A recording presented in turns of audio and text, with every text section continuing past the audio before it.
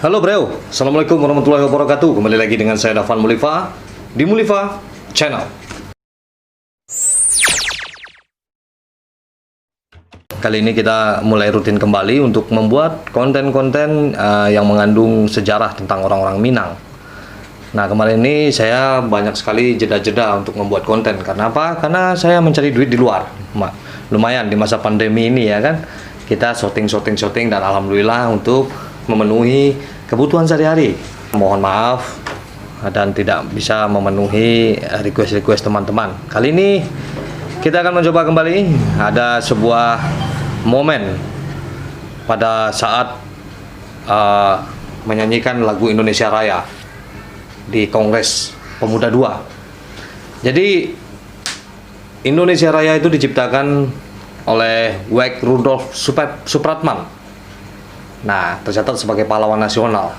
Beliau pertama kali membawakan dengan lirik Indonesia Raya mulia-mulia. Itu kenapa? Karena di bawah tekanan Belanda, kata-kata merdeka ini diganti menjadi mulia. Dan siapakah orang yang pertama kali menyanyikan lagu ini?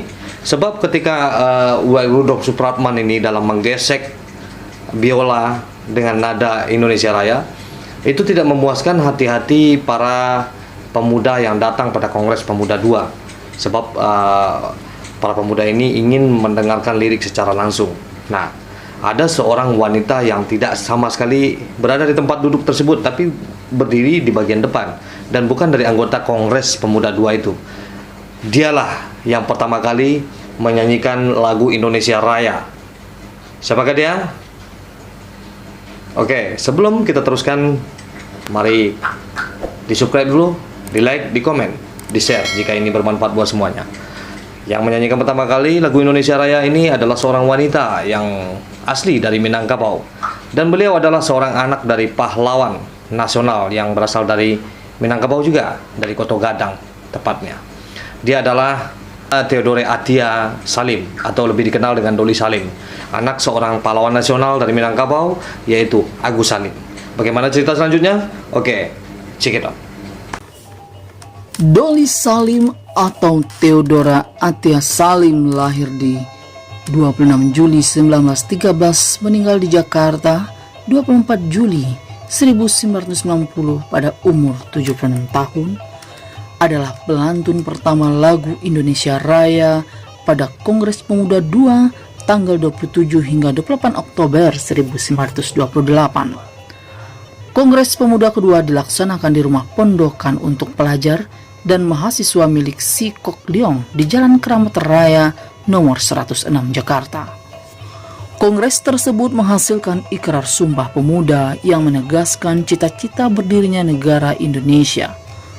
Dalam pertemuan itu, hadir para pemuda anggota Kongres dari seluruh Hindia Belanda seperti Jong Java, Jong Ambon, Jong Celebes, Jong Batak, Jong Sumatranen, Bong, Jong Islamitin Bon, Sekarukun, PPPI, Pemuda Kaum Betawi, Persatuan Pemuda Indonesia, beberapa orang pemuda Tionghoa, dua perwakilan dari Papua, yakni Aitai Karubaba dan Pore Ohe.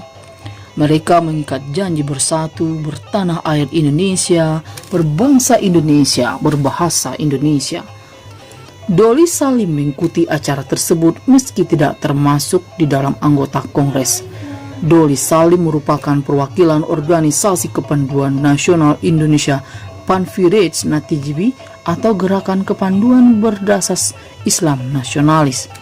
Organisasi Natipij berada di bawah naungan Persatuan Pemuda Islam atau Jong Islamitin Bon yang saat itu nasihatnya adalah ayah Doli Salim, yakni Agus Salim. Menjelang akhir acara, Kongres ditutup dengan memperdengarkan lagu Indonesia Raya karya Wek Rudolf Supratman secara instrumental dengan menggesek biolanya sendiri dan memukau seluruh peserta Kongres. Para peserta cukup senang dengan lagu itu dan meminta dinyanyikan lagi. Doli Salim terpilih untuk menyanyikan lagu Indonesia Raya. Dia melafalkan lirik lagu itu di luar kepala dengan sedikit perubahan, yaitu lirik merdeka, merdeka diubah menjadi mulia, mulia. Hal ini karena adanya ancaman represi dari pemerintah kolonial Belanda menyebabkan W.R. Supratman harus mengubah lirik asli yang mencantumkan kata merdeka. W.R. Supratman mengatakan, "Saudara-saudara, lagu ini kita ucapkan dengan perkataan mulia, walau kita tahu sama tahu soal ini." Usai Doli menyanyikan lagu Indonesia Raya, tepuk tangan bergemuruh memenuhi gedung yang bersejarah itu. Sejak itu nama Doli disebut-sebut sebagai penyanyi pertama lagu Indonesia Raya. Sejak saat itu pula pembukaan atau penutupan setiap kongres selalu menyanyikan lagu ini. Sesudah Indonesia merdeka, lagu Indonesia Raya dijadikan lagu kebangsaan negara Indonesia. Sejak menyanyikan lagu itu pula, Doli Salim disebut sebagai tokoh wanita yang memiliki peran penting pada Kongres Pemuda. Doli Salim lahir pada 26 Juli 1913. Dia merupakan anak pertama dari pasangan Haji Agus Salim dan Zaitun Nahar Al-Matsir. Semasa hidupnya, Doli Salim tidak pernah mengenyam bangku sekolah. Hal ini karena prinsip ayahnya Haji Agus Salim yang tidak setuju dengan sistem pendidikan kolonial Belanda. Doli Salim dan seluruh adik-adiknya dididik kedua orang tuanya di rumah mereka. Sistem pendidikan yang seperti ini dikenal dengan istilah homeschooling. Karena itu, Agus Salim dikenal sebagai pelopor homeschooling di Indonesia. Doli merupakan aktivis kepanduan Natipik. Pada 1932, Agus Salim memutuskan keluarganya hijrah ke Yogyakarta.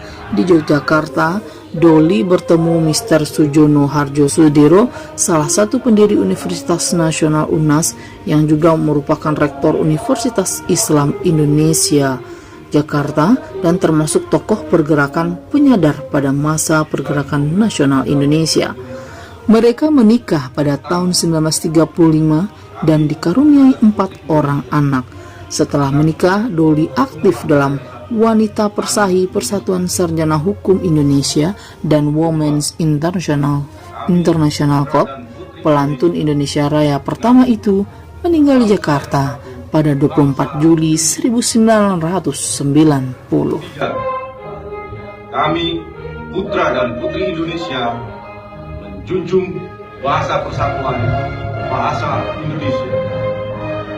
Jakarta, 28 Oktober 1928. Oke Breo, jadi begitu Breo, mudah-mudahan ini dapat menambah wawasan buat kita semua, apalagi buat anak-anak yang belajar di rumah, ya, yang belajar online. Kali aja ada menyangkut pelajaran tentang sejarah. Oke, bisa jadi mungkin banyak versi dari sejarah-sejarah yang saya ungkapkan ini, tapi yang terpenting adalah kita harus tetap berkomentar dengan baik, benar, dan jangan ada kata-kata binatang.